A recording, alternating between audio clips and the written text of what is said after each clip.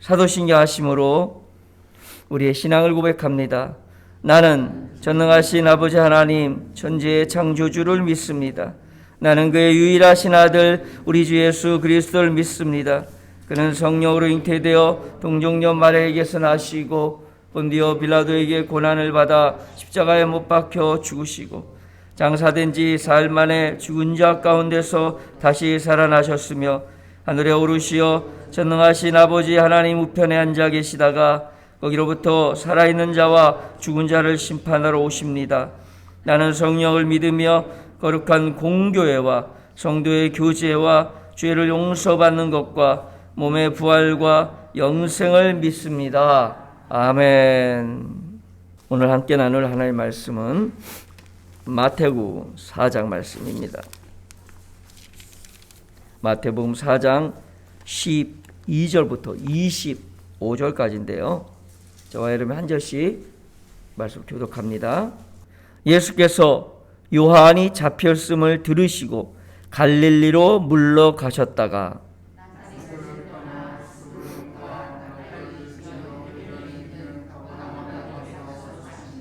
이는 선지자 이사야를 통하여 하신 말씀을 이루려 하심이라 일렀으되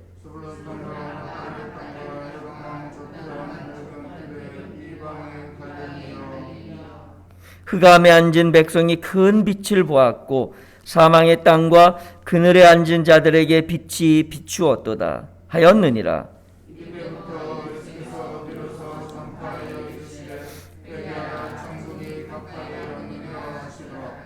갈릴리 해변에 다니시다가 두 형제 곧 베드로라는 시몬과 그의 형제 안드레가 바다에 금을 던지는 것을 보시니 그들은 어부라.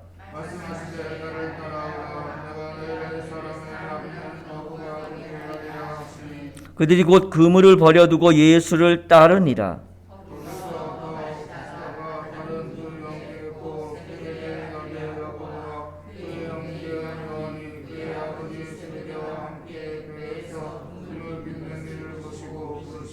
그들이 곧 그 배와 아버지를 버려두고 예수를 따르니라.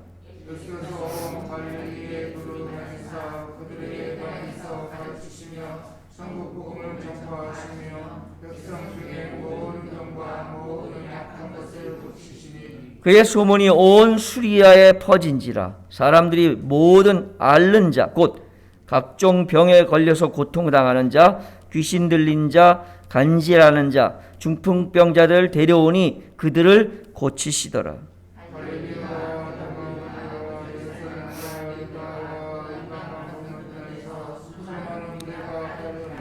아멘.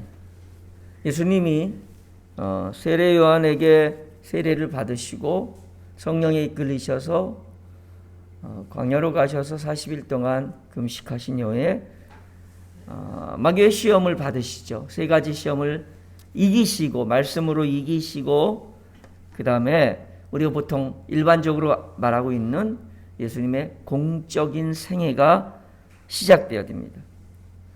오늘 말씀은 그런 공적인 생애가 어떻게 시작되었는지를 알려주는 부분입니다. 일단 내용을 살펴봅니다. 첫 번째로는 세례 요한이 잡혔습니다. 그리고는 몇 날이 못 돼서 죽죠. 예수님의 사역의 시작은 예수님 앞에 예수님을 위한 마지막 선지자로 여겨지는 세례 요한의 사역이 끝난 시점부터 공생애가 시작되어집니다. 그리고 물론 요한은 유대 지방에서 복음을 전파했다라고 기록되어 있습니다. 이게 설교자들이나 신학자들이 무엇이 진정한 첫 번째고 누구는 다른 의미로 했다라고 해석할 필요 없습니다. 왜냐하면 마태복음에 갈릴리에서 처음 시작했고 요한의 유다는 잘못된 거다 이런 말 한 적도 없고 그냥 복음을 곳곳에서 전하는 그 장면의 한 부분을 가장 강렬한 인상이 남겼던 갈릴리 지방에서의 복음 전하는 것부터 언급을 한 것뿐이에요. 어느 게 더 먼저라는 얘기 없습니다. 그런 얘기가 또 나오는데 예수님이 제자들을 부를 때 베드로를 불렀죠. 그런데 친분 관계는 이미 이전에 야고보와 요한이 더 먼저 예수님을 알고 만났었던 것이 기록되어 있습니다.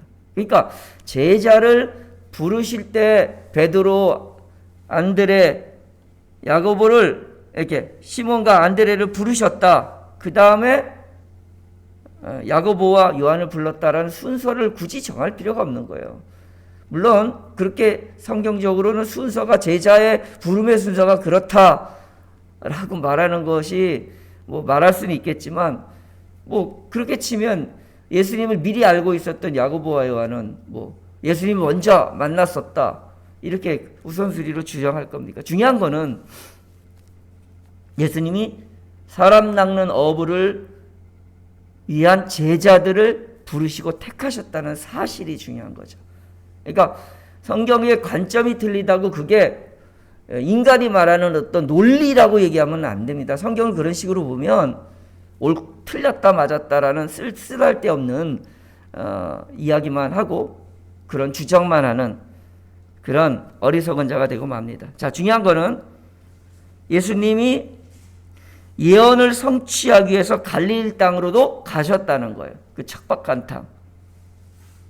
그러나 갈릴리에서만 전하신 게 아니라 갈릴리와 온 유다 땅에 예수 그리스도의 복음을 전하기 시작하는 일을 하기 시작하셨다는 건데 그 첫 번째가 17절 비로소 전파하여 이거는 어디나 동일합니다.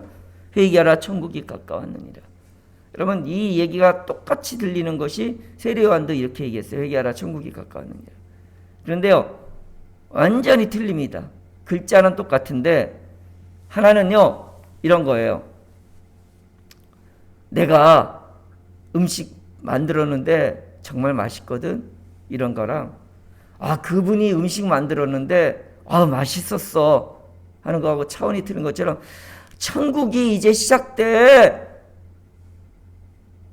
그런 거랑 천국이야 내가 주인이 말하는 것과 제3자가 천국이 올 거야 라고 말하는 거는 차원이 틀린 거예요. 영적 차원 자체도 틀리고 메시지의 힘도 틀린 겁니다. 어쨌든 예수님이 회개하라 천국이 가까웠다. 그리고 마지막에도 예수님이 천국이라는 것을 소망을 주시고 내가 하늘에 올라간 것처럼 다시 올 거다라고 얘기하시면서 마무리 짓잖아요. 공생애를. 그거 기억해야 돼요. 그리고 마지막으로는 23절부터 25절에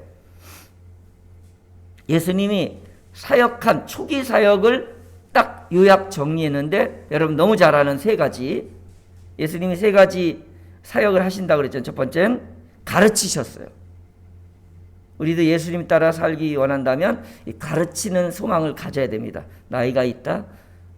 잘 배우지 못했다? 아니에요. 그런 거 상관없습니다. 내가 할 수 있는 방법으로 다른 사람을 교만해서가 아니라 섬기는 마음으로 가르쳐야 합니다. 두 번째로는 선포하셨어요. 물론 이제 고치셨다는 것도 나옵니다. 선포하셨어요. 천국 복음을 선포하셨어요. 구원받아라. 천국이 있다. 이렇게 선포하셨어요. 그리고 세 번째로는 고쳐주셨어요. 23절 예수께서 온 갈릴리에 두루 다니사 그들의 회당에서 가르치시며 천국 복음을 전파하시며 백성 중에 모든 병과 모든 약한 것을 고쳐주셨어요. 우리가 예수님처럼 똑같이는 할 수 없지만 그런 소망을 갖고 살아야 합니다. 가르치는 것은 삶 속에 복음이 살아 움직이도록 나의 삶을 빗대어서 이해하게 해주고 그리고 말씀을 이해할 수 있도록 도와주는 거라면 선포는 이해시키는 것이 아니라 선언하는 겁니다. 하나님이 우리를 사랑하십니다. 하나님은 여러분 편입니다. 이렇게 선언하는 거예요. 그래서 설교가 이 두 가지가 적절히 섞여 있어야 힘 있는 설교가 됩니다. 그리고 우리가 기적을 행하는 것은 할 수 없을지 몰라도 고침에 대한 간절한 기도 그리고 돌봄 사마리아인처럼 길 가다 강도 맞은 사람을 도와주는 그런 사람들의 모습으로 우리가 살아가야 할 것입니다. 자, 이게 공생의 시작, 일반적인 공생의 시작에 대한 요약입니다. 저는 성경을 대할 때 제가 영향받은 사람이 있는데 두 가지의 질문을 하라는 것을 가슴에 새기고 저도 그렇게 꼭 다른 분들한테 성경 공부할 때 이 얘기를 합니다. 그래서 첫 번째 질문은 그래서 그게 나랑 무슨 상관이 있는데? 그 예수님 공생이 시작했어. 그래서 그게 나랑 무슨 상관이 있는데? 이런 질문을 하라는 거예요. 성경 읽을 때. 그래서 이 말씀이 나랑 무슨 관계가 있는데? 왜냐하면 그렇게 하지 않으면 지식으로 끝나. 나 알아. 예수님의 첫 공생애는 이런 거였어. 라고 말은 할 수 있지만 그것이 나의 삶에는 영향을 안 주는 바리새인과 서기관하고 똑같은 일을 벌이고 말기 때문에 그렇습니다. 여러분 말씀을 접을 때 하나님 앞에 이렇게 외치십시오. 하나님, 그래서 이게 나랑 무슨 상관이 있는데요? 그 다음에 두 번째는요. 그래서 내가 뭘 하기 원하시는데요? 그래, 이 말씀은 좋아요.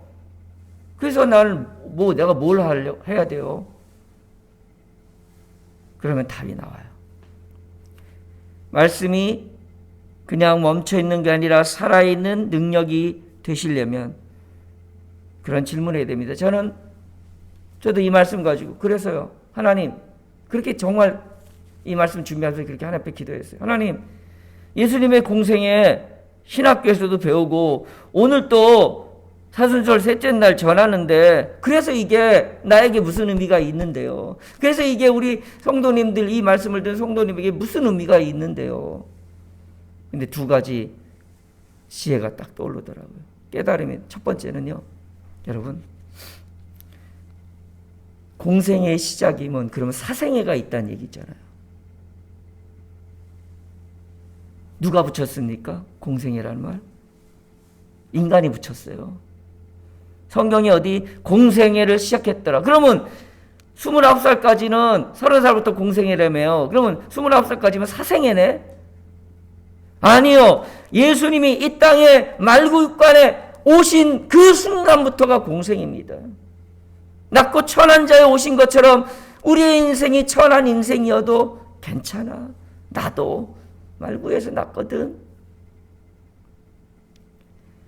그렇게 살아온 날들이 비록 공개적으로 기록되어 있지 않지만 저는 예수님의 이 땅에 오신 순간부터 하나님 나라로 가시는 그 순간까지의 모든 순간이 공생이에요. 바로 나를 위한 하나님의 삶의 흔적들이라고 생각합니다.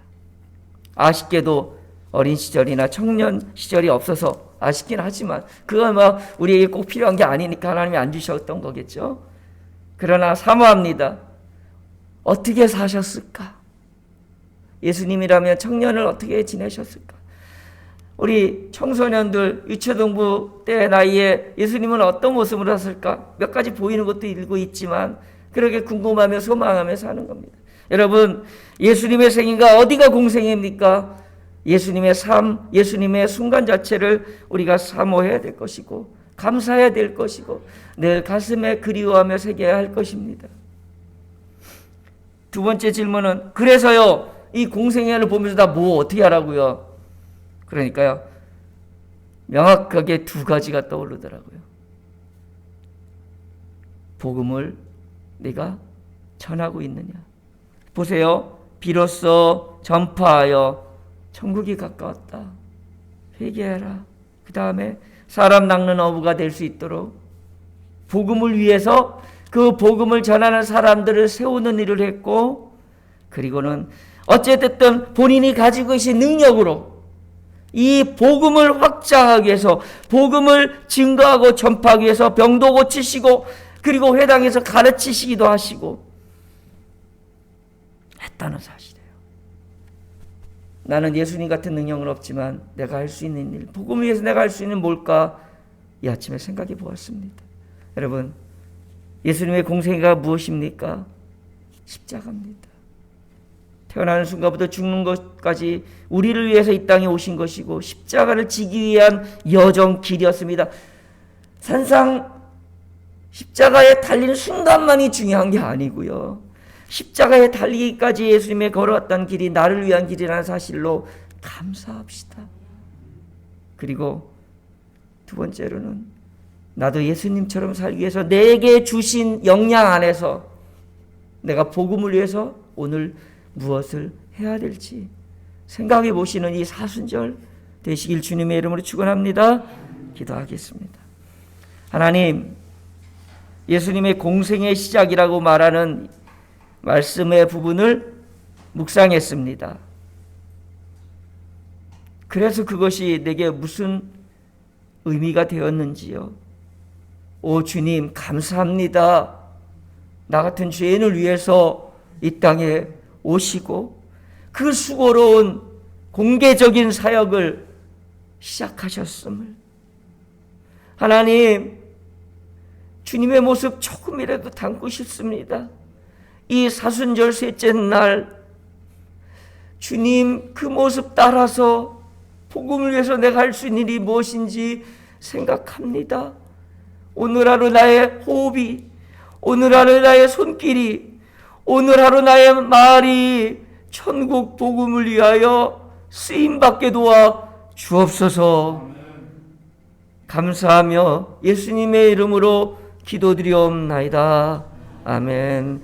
하늘에 계신 우리 아버지, 아버지의 이름을 거룩하게 하시며 아버지의 나라가 오게 하시며 아버지의 뜻이 하늘에서와 같이 땅에서도 이루어지게 하소서. 오늘 우리에게 일용할 양식을 주시고 우리가 우리에게 잘못한 사람을 용서하여 준 것 같이 우리 죄를 용서하여 주시고 우리를 시험에 빠지지 않게 하시고 악에서 구하소서. 나라와 권능과 영광이 영원히 아버지의 것입니다. 아멘. 오늘도 예수 그리스도를 가슴에 품고 오늘도 예수 그리스도를 사모하며 주님 가신 그 질 나도 담기 원하는 간절함으로 기도하고 또 그렇게 하루를 살아냅시다. 우리 함께 주여 한번 외치며 기도합니다. 주여, 오늘도 생명을 주셔서 이 아침에 눈을 떠 호흡하며 걸음을 주님께로 향하였습니다. 주님을 사모합니다.